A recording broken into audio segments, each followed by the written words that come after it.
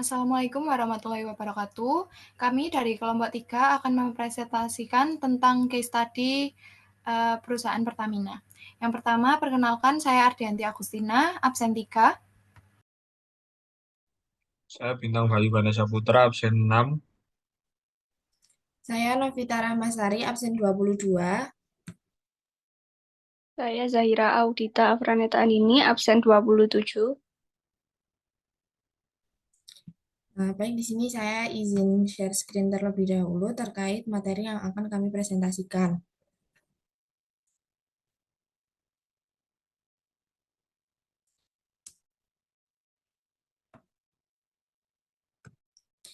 Laporan studi kasus pengantar bisnis untuk memenuhi mata kuliah pengantar bisnis yang diampu oleh Ibu Sanita Zakira, SH, MBA.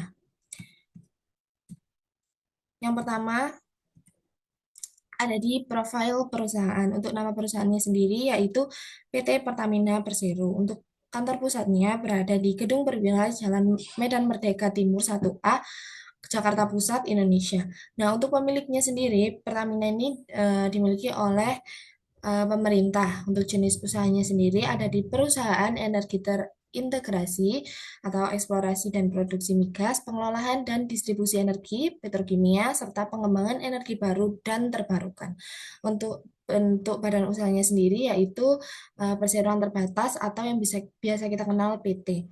Nah, untuk visi perusahaannya sendiri, perusahaan energi yang mengedepankan ketahanan, ketersediaan, dan keberlanjutan. Untuk misi perusahaannya yaitu menyediakan energi solusi inovatif yang memberi nilai tambah untuk masyarakat. Nah, ini ada beberapa juga.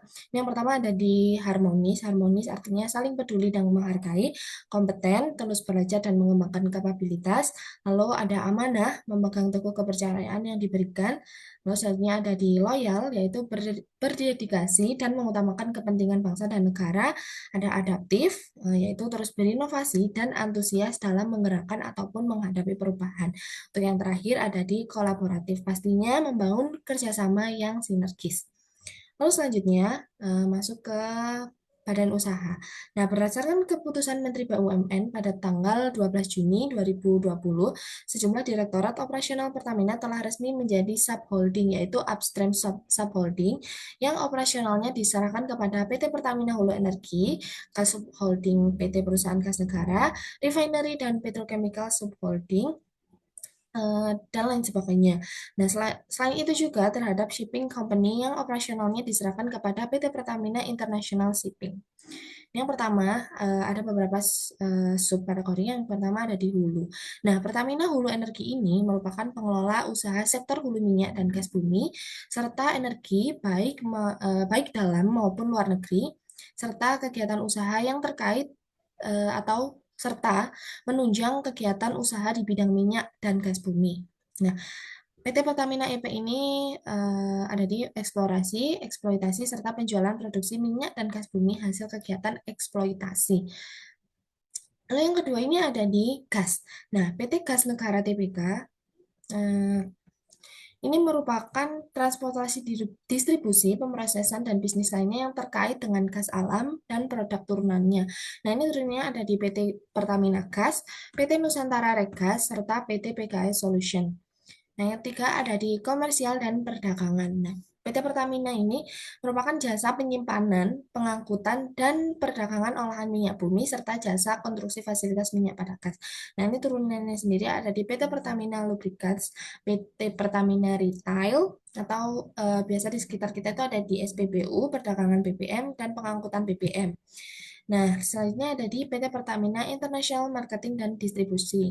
Nah, ini tuh spesifiknya lebih ke pemasaran dan distribusi produk Pertamina ke luar Indonesia. Selanjutnya ada di listrik dan energi terbarukan. Yang baru-baru ini ada di PT Pertamina Geothermal Energy yang sedang dikembangkan saat ini. Lalu yang kelima ada di kilang dan petrokimia. Nah, PT Kilang Pertamina Internasional ini mengelola 6 kilang minyak milik Pertamina di Indonesia. Salah satunya ada di PT Tuban Petrochemical Industry.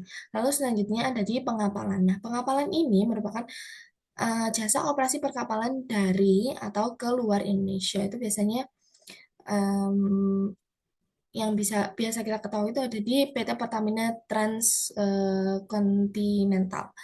Nah, dengan demikian, secara umum tugas Pertamina sebagai holding akan diarahkan kepada pengelolaan portofolio dan sinergi bisnis di seluruh Pertamina Group untuk mempercepat pengembangan bisnis baru serta menjalankan program-program nasional. Nah, sementara subholding akan menjalankan peran untuk mendorong operational excellence melalui pengembangan skala dan sinergi masing-masing bisnis. Nah, ini tuh untuk mempercepat pengembangan bisnis dan kapabilitas bisnis exciting serta meningkatkan kemampuan dan fleksibilitas dalam kemitraan dan pendanaan yang lebih menguntungkan perusahaan. Nah, melalui struktur baru ini diharapkan Pertamina dapat menjadi lebih agile atau lincah, fokus dan cepat dalam pengembangan kapabilitas kelas dunia. Nah, Pertamina ini berkomitmen untuk menjadi lokomotif pembangunan nasional dan terus mengembangkan usahanya di dalam maupun di luar negeri. Selanjutnya masuk di struktur organisasi. Nah, struktur organisasi di Pertamina ini pastinya cukup luas. Nah, ini yang pertama itu pasti dipimpin oleh direktur utama. Nah, direktur utama ini merupakan bagian tertinggi dari suatu perusahaan.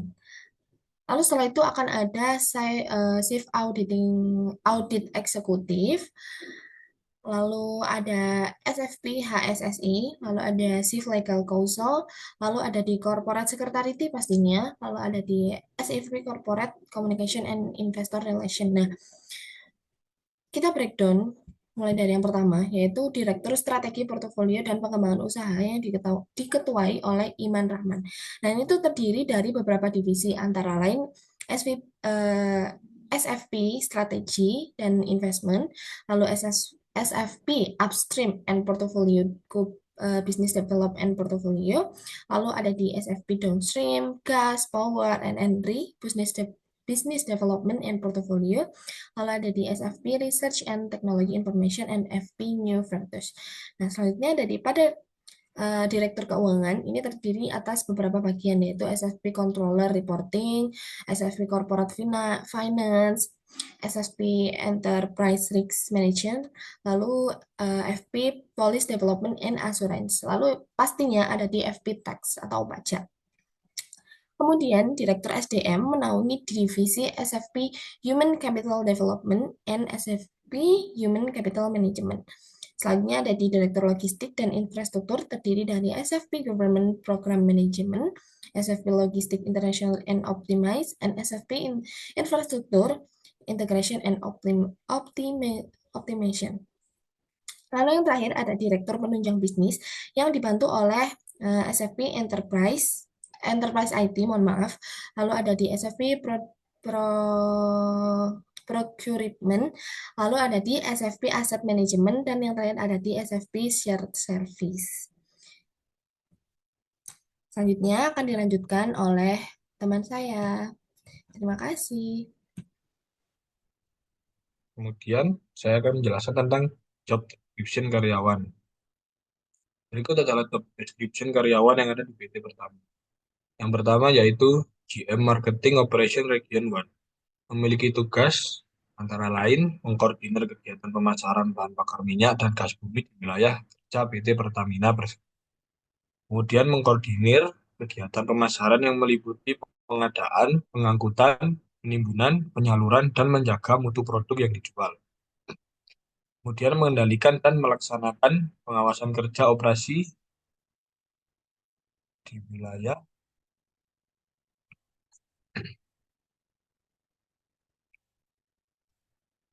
PT Pertamina.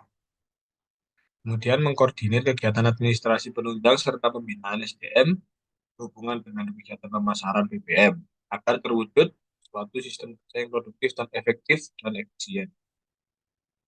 Kemudian mengkoordinir hubungan kerja secara terpadu dengan pihak luar sehubungan dengan operasi wilayah PT Pertamina Persero. Yang kedua, dapat Fuel Retail Marketing Region 1 Manager, memiliki tugas antara lain mengkoordinir perencanaan, pengawasan pelaksanaan penjualan BBM subsidi dan non-subsidi di wilayah Marketing Operation Regional 1. Kemudian mengkoordinir perencanaan, pengawasan pelaksanaan penjualan BBM non-subsidi dan pengawasan mutu BBM yang disalurkan ke lembaga penyalur.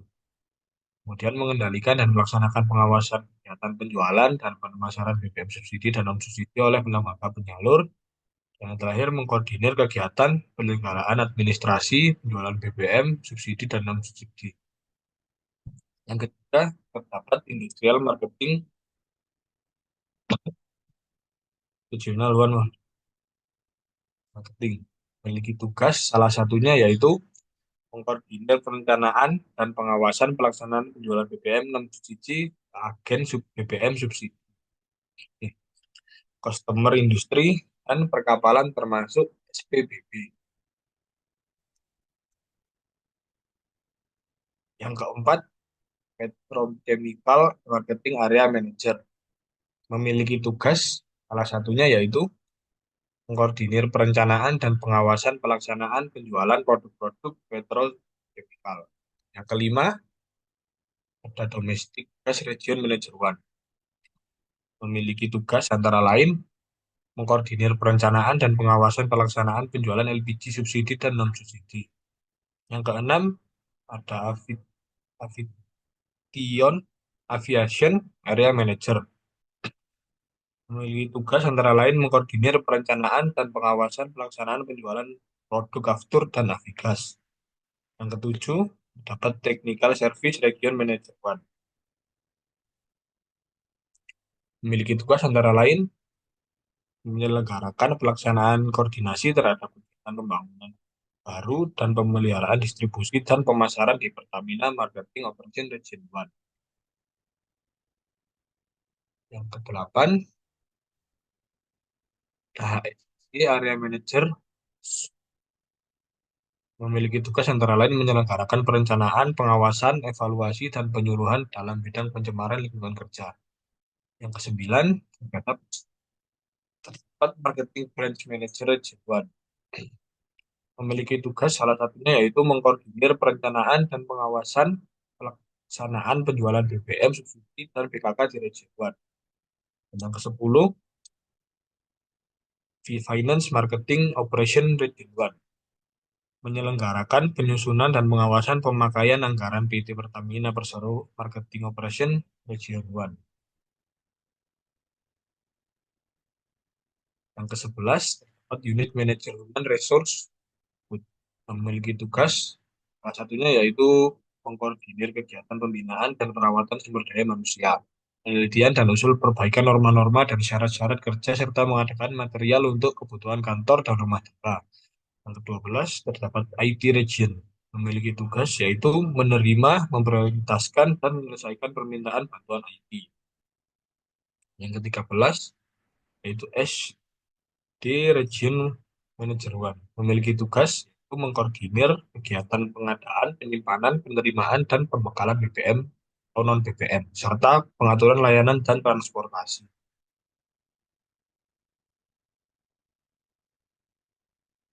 Kemudian terdapat program pengadaan SDM.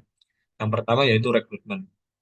Berikut ini dipaparkan terkait poin-poin yang harus dipersiapkan dalam proses rekrutmen. Yang pertama yaitu screening CV, wawancara HRD, interview HRD, dan yang terakhir tes psikotes. Kemudian terdapat tahap seleksi. PT Pertamina Persero merupakan salah satu anak perusahaan dari BUMN, sehingga beberapa proses seleksi dispesifikkan dari PT Pertamina Persero ini, diantaranya adalah yang pertama, online submission, kemudian seleksi administrasi, asesmen kepribadian dan bakat, wawancara online, wawancara psikolog, dan yang terakhir wawancara user. Kemudian terdapat program kompensasi. Yang pertama yaitu upah atau gaji. Di PT Pertamina ini, gaji dan upah yang diberikan kepada karyawan bervariasi bergantung pada jabatan dan status karyawan. Untuk pekerja dengan status waktu tak tertentu, mereka memiliki kontrak jangka panjang, upah yang tetap yang dibayarkan setiap bulan, mencakup gaji pokok dan berbagai tunjangan yang relevan dengan posisi masing-masing. Bayaran gaji biasanya dilakukan pada tanggal 28 setiap bulan. Namun jika tanggal 28 jatuh pada hari libur, gaji akan dibayarkan sebelum hari libur tersebut. Pertamina juga memberikan berbagai fasilitas tambahan.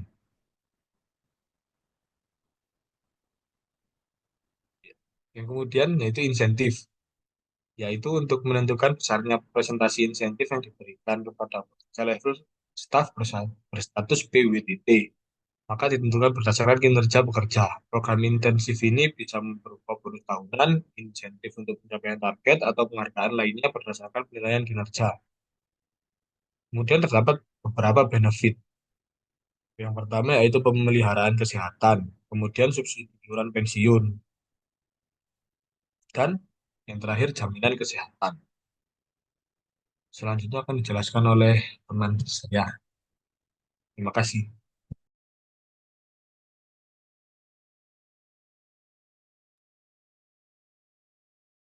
Selanjutnya ada program pengembangan sumber daya manusia. PT Pertamina Training dan Consulting atau PTC adalah anak perusahaan PT Pertamina pada pengembangan sumber daya manusia melalui jasa pelatihan, konsultasi, dan manajemen human capital. Yang pertama ada pelatihan. Di dalam pelatihan sendiri ada beberapa bab. Yang pertama adalah learning partner, memberi dan memastikan klien mendapatkan solusi terbaik terkait bisnis, berfokus untuk mendorong kinerja organisasi sembari membangun hubungan dengan berbagai pemangku kepentingan. Di dalam pelatihan sendiri ada beberapa training yang harus dilakukan. Yang pertama ada training leadership, sumber daya manusia, perkapalan, perminyakan, HSE, aviasi, technical brut, dan non-technical. Yang kedua ada e-learning platform, learning management system yang menyediakan training teknis dan non-teknis berbasis online yang dapat diakses melalui website ataupun mobile application. Di dalam ada beberapa bab. Selanjutnya ada penilaian kerja. Penilaian kerja atas penerapan GCG merupakan aktivitas tak terpisahkan dalam penerapan tata kelola perusahaan yang baik sejalan dengan kebijakan Pertamina atau Persero. Pertamina EP berkomitmen untuk selalu melaksanakan penilaian GCG baik yang bersifat asesmen mandiri maupun asesmen oleh pihak independen. Pertamina EP secara berkesinambungan melaksanakan uji nilai atau asesmen yang dilakukan pihak independen. Asesmen dimaksudkan sebagai evaluasi dan upaya meningkatkan penerapan dan pelaksanaan tata kelola perusahaan. Sesuai Peraturan Menteri Negara BUMN nomor PER 01 MBU 2011 tanggal 1 Agustus 2011. Asesmen terakhir dilakukan pada tahun 2017 oleh Badan Pengawasan Keuangan dan Pembangunan atau BPKP. Laporan hasil asesmen Good Corporate Governance Pertamina EP tahun 2017 nomor LGCG 55-D404-3-2018 tanggal 12 Maret 2018 menunjukkan capaian perusahaan atau skor 84,52 dan bobot maksimal 100. Hal tersebut masuk dalam kategori baik. Selanjutnya ada input, transformasi, output. Yang pertama ada input. PT Pertamina atau Persero menggunakan berbagai jenis input untuk menjalankan operasional dan memenuhi kebutuhan energi nasional. Input utama meliputi sumber daya alam seperti minyak mentah, gas alam, dan energi baru terbarukan yang menjadi bahan baku utama dalam proses produksi. Selain itu, Pertamina juga memanfaatkan sumber daya manusia yang terdiri dari tenaga profesional di berbagai bidang, mulai dari teknik hingga manajemen, untuk mengelola operasional perusahaan. Teknologi dan infrastruktur seperti kilang minyak, pabrik petrokimia, dan sistem digitalisasi turut menjadi elemen penting dalam meningkatkan efisiensi dan produktivitas dari segi finansial, modal, dan investasi dari pemerintah, serta mitas trans digunakan untuk mendukung operasional dan pengembangan proyek. Yang selanjutnya ada transformasi. Pada transformasi ada beberapa bab. Yang pertama ada transformasi digital. Pertamina melakukan transformasi digital untuk mewujudkan inovasi, efisiensi, dan keamanan data operasional perusahaan. Transformasi digital ini dilakukan dengan mengubah proses bisnis, teknologi, mindset, dan kinerja sumber daya manusia. Yang kedua, ada output. Ada strategi untuk menyiapkan Indonesia yang secure terhadap energi. Yang selanjutnya ada output. Output merupakan setiap hasil baik berupa barang, jasa, maupun penghasilan yang diperoleh dari proses PT Pertamina atau Persero, menghasilkan berbagai output yang mencakup produk, layanan, dan kontribusi strategis untuk mendukung kebutuhan energi masyarakat dan pembangunan nasional. Output utama perusahaan meliputi produk energi seperti bahan bakar minyak, bensin, solar, aftur, gas, LPG, LNG, serta pelumas bermerek seperti Pertamina Fastron. Yang selanjutnya ada strategi rantai pasokan. Pertamina memiliki strategi rantai pasokan yang dinamakan ESG. ESG sendiri memiliki 3 peran penting. Yang pertama, perencanaan dan optimasi. Pertamina melakukan proses perencanaan dan optimasi untuk hidrokarbon hilir secara terintegrasi dan memastikan proses perencanaan sesuai dengan target perusahaan. Perencanaan dan optimasi sendiri ada beberapa bab. Yang pertama ada optimasi hilir, penjadwalan supply,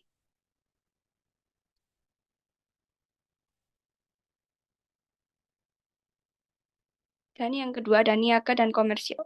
ESG melakukan pengelolaan minyak mentah yang dihasilkan oleh APH atau anak perusahaan hulu Pertamina di dalam dan di luar negeri.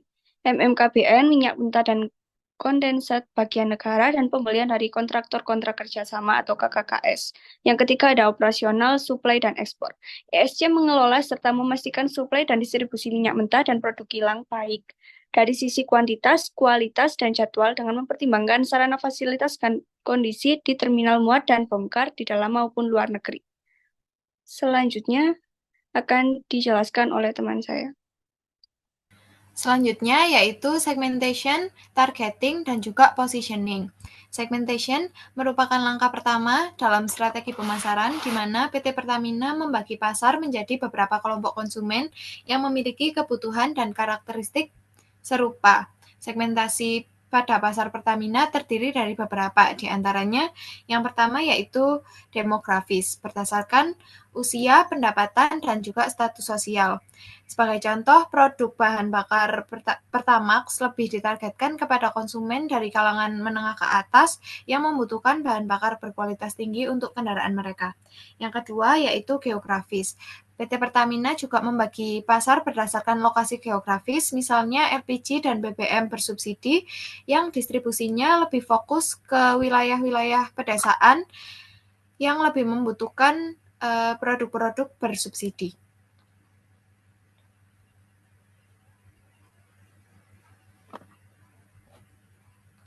Selanjutnya yaitu psikografis, yaitu mengelompokkan konsumen berdasarkan gaya hidup dan preferensi, seperti konsumen yang lebih memilih bahan bakar ramah lingkungan. Pertamina menawarkan Pertamax sebagai pilihan bahan bakar ramah lingkungan. Yang selanjutnya yaitu targeting. Yang pertama, konsumen menengah ke atas. Untuk produk-produk seperti Pertamax Turbo, target utamanya yaitu konsumen menengah ke atas yang menghargai kualitas performa tinggi untuk bahan bakar kendaraan. Yang kedua yaitu konsumen retail dan rumah tangga. Untuk produk LPG 3 kilo, Pertamina fokus ke distribusi ke daerah-daerah yang pedesaan. Seperti itu. Yang ketiga yaitu sektor industri dan komersial. Pertamina juga menargetkan industri besar dan bisnis komersial yang membutuhkan pasokan energi berkelanjutan dengan jumlah besar seperti BBM industri dan juga gas industri untuk kebutuhan produksi. Selanjutnya yaitu positioning. Menurut Yoram Wine, seorang profesor strategi pemasaran, positioning adalah reason for being atau identitas dan kepribadian perusahaan dalam benak pelanggan. Pertamina memposisikan diri sebagai penyedia energi yang dapat dijangkau oleh seluruh lapisan masyarakat, termasuk yang berada di daerah terpencil serta berkelanjutan. Pertamina menekankan perannya dalam kehidupan sehari-hari masyarakat melalui produk-produk berkualitas seperti Pertamax dan LPG 3 kilo.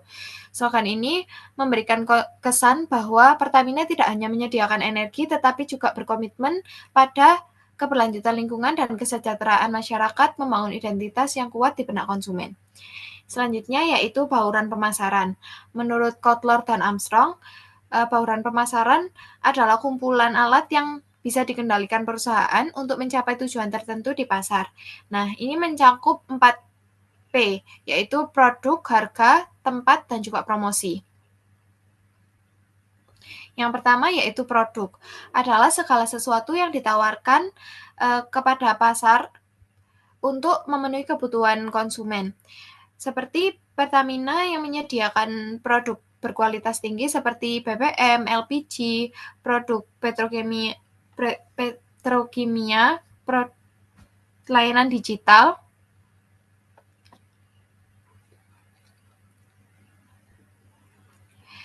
Selanjutnya yaitu price, yaitu harga yang merupakan nilai tukar yang harus dibayarkan oleh konsumen untuk memperoleh produk. Pertamina menetapkan harga produknya berdasarkan regulasi pemerintah untuk produk bersubsidi seperti solar dan LPG 3 kilo.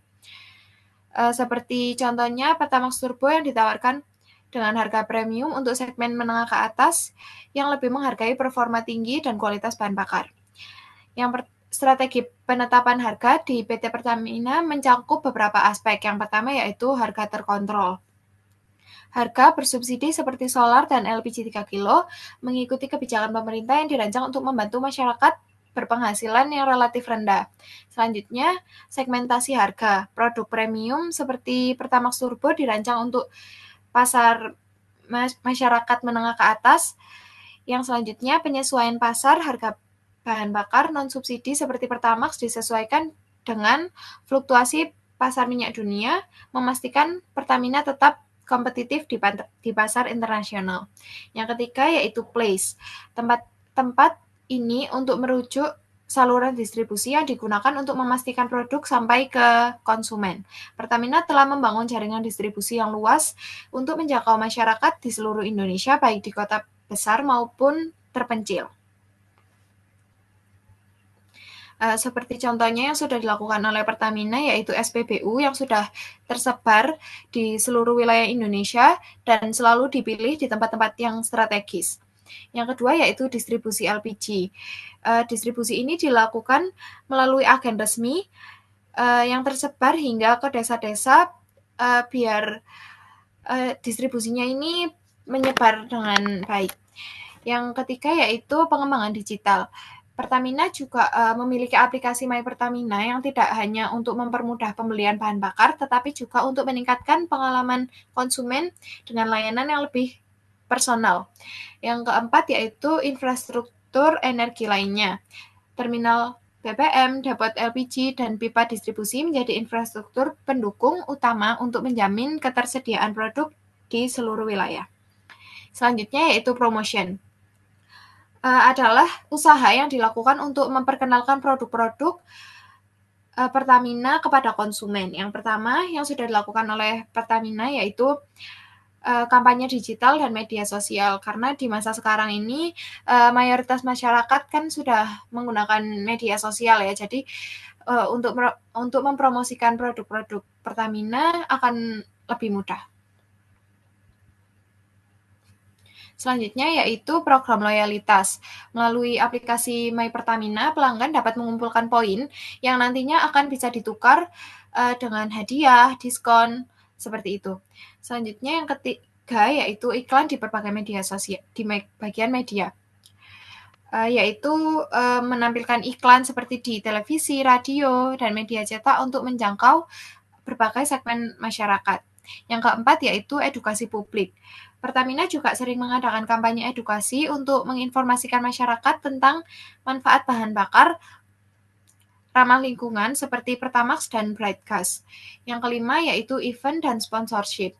Pertamina sering mendukung acara olahraga, pendidikan, dan kegiatan sosial yang digunakan untuk meningkatkan citra perusahaan di mata masyarakat. Yang terakhir yaitu permodalan. Pertamina memiliki struktur permodalan yang mencakup penyertaan modal negara serta program kemitraan untuk mendukung pengembangan usaha mikro, kecil, dan menengah. Yang pertama yaitu penyertaan modal negara atau PMN. Pemerintah memberikan tambahan PMN sebesar 2,1 triliun kepada Pertamina sesuai dengan peraturan pemerintah nomor 50 tahun 2020. Pertambahan modal ini bertujuan untuk memperbaiki struktur pemodalan dan meningkatkan kapasitas usaha, memiliki barang milik negara yang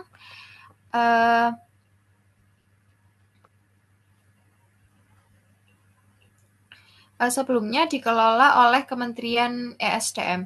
Yang kedua, program kemitraan untuk UMKM. Pertamina menjalankan produk kemitraan sebagai bagian dari program kemitraan dan bina lingkungan.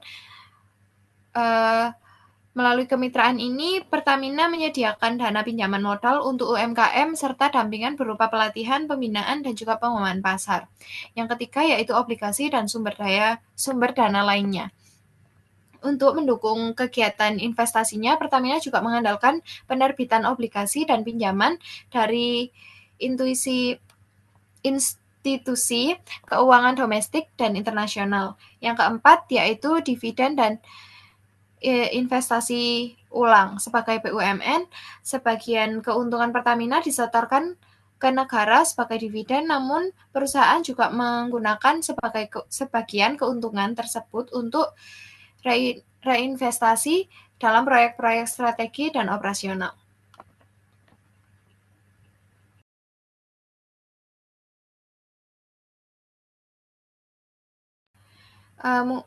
Mungkin sekian presentasi dari kelompok 3 mengenai PT Pertamina. Jika ada kurang lebihnya, kami mohon maaf. Wassalamualaikum warahmatullahi wabarakatuh. Terima kasih.